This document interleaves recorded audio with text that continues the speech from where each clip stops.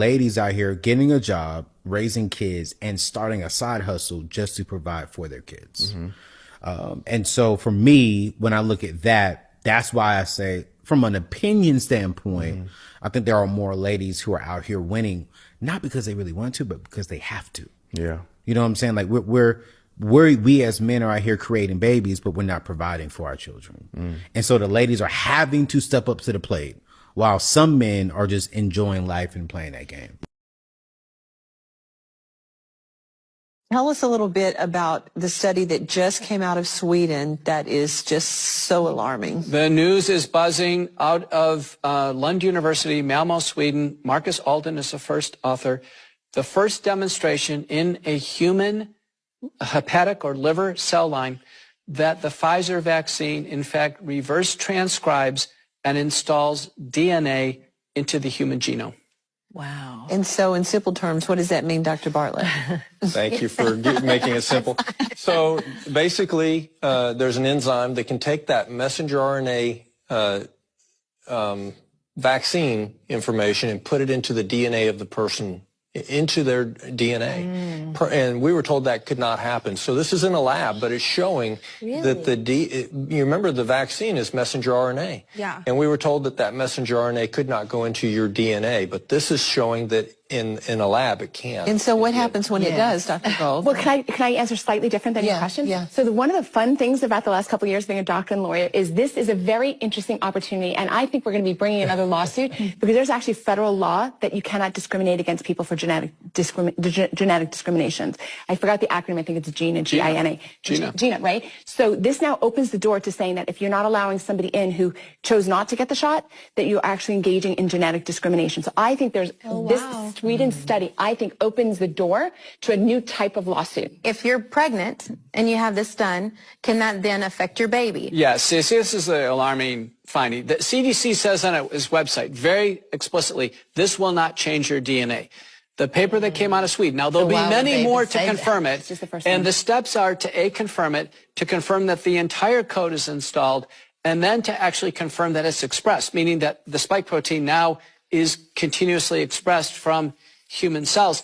But because the lipid nanoparticles are taken up everywhere, that means somatic cells in your organs, but also your gametocytes, actually the cells that actually are the sperm and the egg. If they are carrying it, that indeed means that, in fact, it could be passed to the daughter cells. And so that could be open up for birth defects and, and all.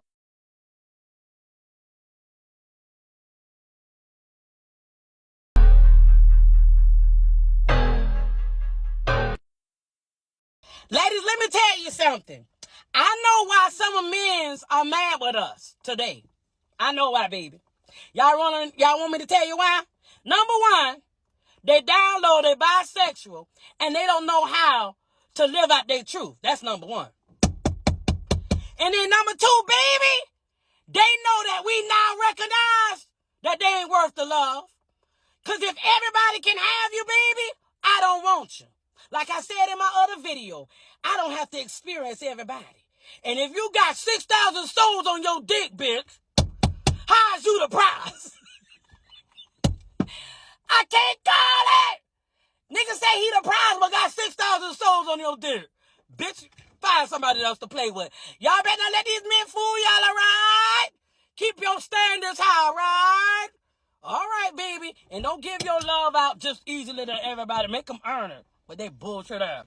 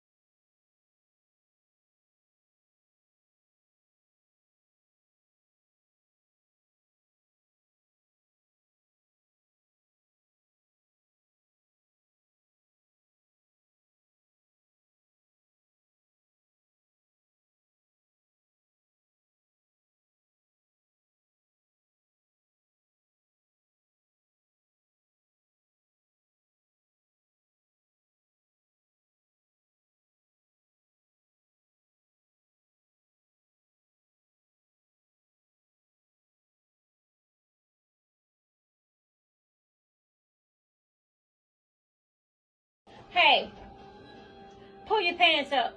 No, man. Come on.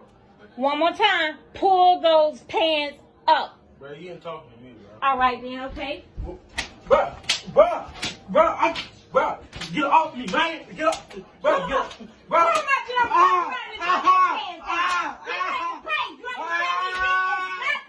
Stigmatize women moving on. Y'all want us to settle for less so bad. And when a woman doesn't settle for less and she knows when to zip and zap and dip and dive, you're like, oh, she's a slut because you're not good enough for her. Now she belongs to the streets. And it's always the men with 17 kids talking about you belong to the streets. Bro, you are the streets. You are the dirty, nasty, rat infested. You're a rat carrying a pizza on a subway in New York, nigga. You are the streets. You expecting a woman to be your piece when you treat her like a piece of shit? You like, be my piece, but all you do is bring pieces of heartache, pieces of cheating, pieces of misunderstanding, pieces of anger in her life. All you doing is bringing pieces of storm in her life, and you say, be my peace, cover me, be my umbrella, but you raining bullshit on her life every day she is in yours. You say, be my peace, but you her chaos. You her nightmare. You her stumbling block, and you want her to be your peace. If you want a woman to be your peace, you got to bring pieces of peace in her life. You got to bring pieces of stability, pieces of leadership. You got to be the example in which you want her to follow. Begging you please stop scrolling. A bunch of minors are going missing and people are finding videos of them being raped on Pornhub. The hub is literally profiting off of this and getting thousands of dollars. Stay single until you find somebody who does not play with your mind, body, and soul. Stay single until it feels easy breezy, pretty much like breathing. Stay single until you don't constantly have to remind someone how to treat you or how to love you.